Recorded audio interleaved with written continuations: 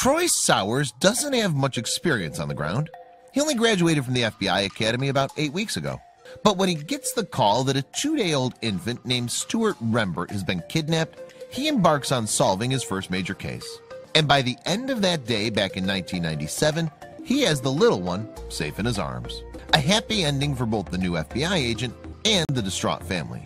But who could have foretold back then that their paths might cross again more than 20 years on? Fast forward 22 years, and Sowers has spent his career climbing the ladder with the FBI. He became the field officer in charge of the Bureau's Knoxville office. Through it all, though, one case had always stayed with him. That baby boy he found by a dumpster one fateful day in 1997. And yet, so far removed from the case that kick-started his career, Sowers had no idea with whom he'd cross paths in 2019. He wouldn't initially recognize the little one that he'd saved. After all, he'd spent 22 years growing up and living his life. But Sowers and Rembert did find each other again for a poignant and emotional reunion. Troy Sowers comes from a multifaceted background, both educationally and professionally speaking. He earned bachelor's degrees in theology and accounting and worked in an accounting firm as an auditor. But Sowers also signed up with the U.S. Air Force, serving for 4 years. Sowers also studied at the Naval Postgraduate School, where he received a master's degree in Homeland Security Studies. This training pointed him toward what would become his lifelong career. He entered into the FBI Academy, from which he graduated in August 1997. Sowers' first post would be at the Seattle field office.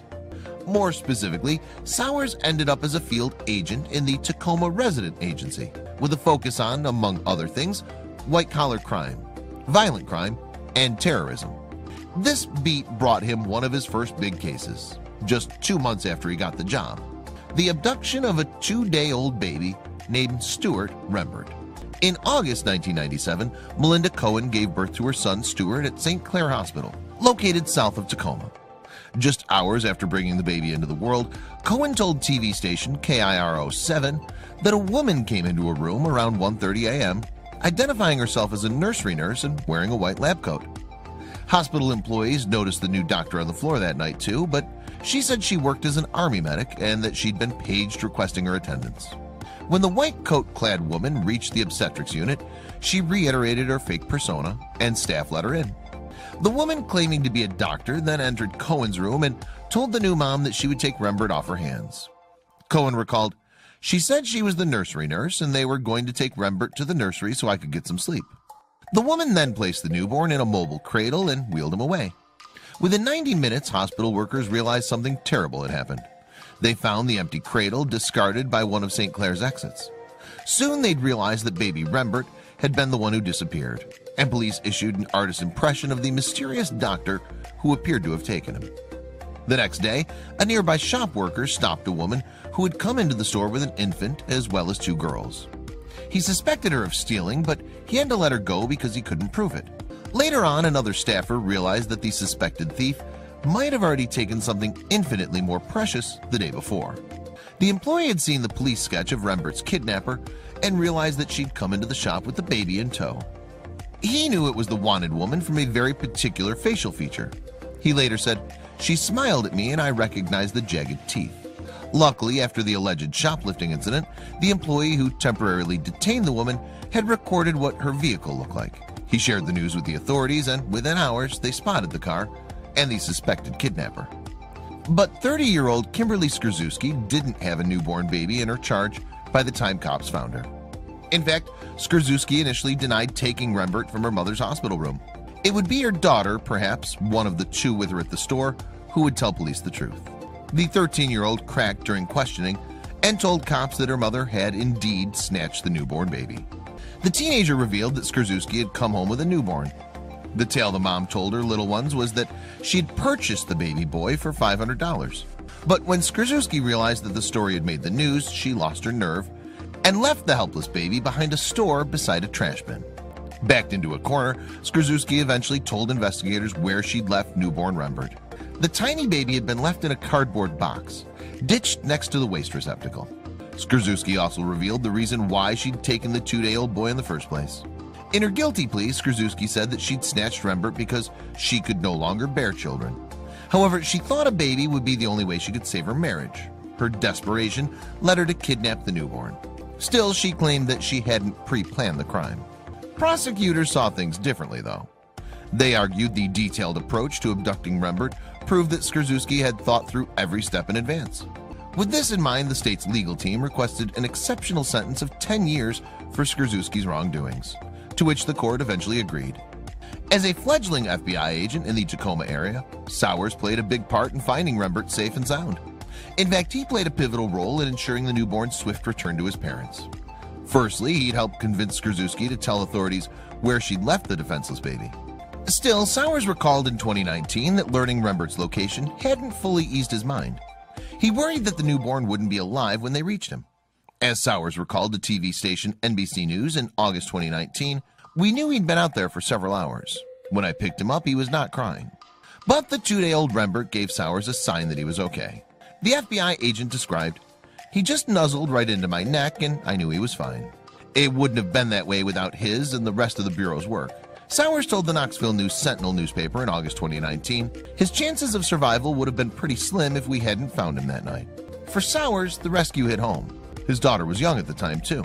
He told Armed Forces news website military.com in August 2019, "This is what I came to the FBI for, to do good things like this. We'd found him, he was alive, he was going to be returned to his parents. It doesn't get any better than this."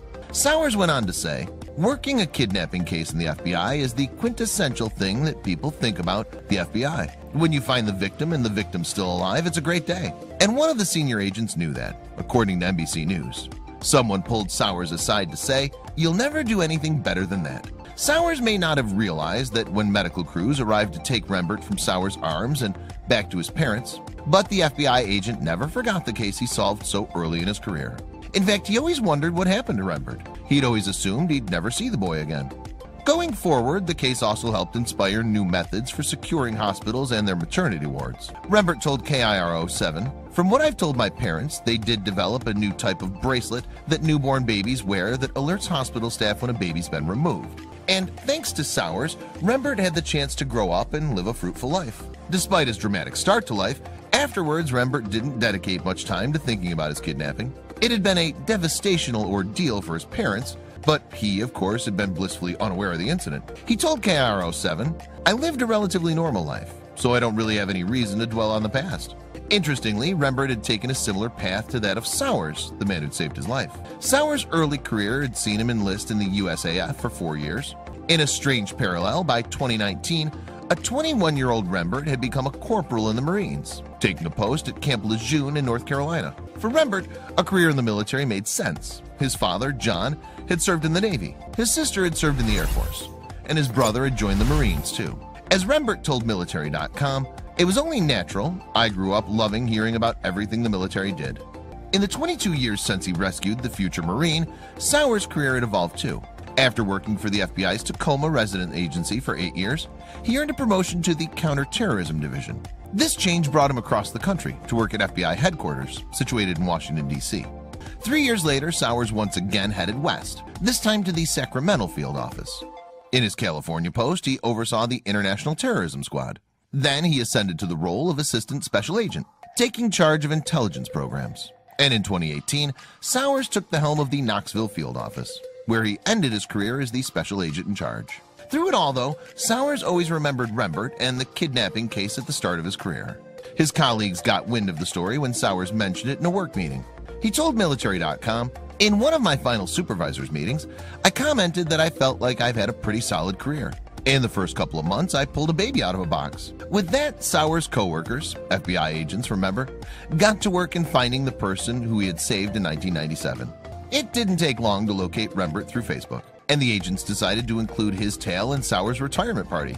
The veteran agent told NBC News, "I really didn't see it coming."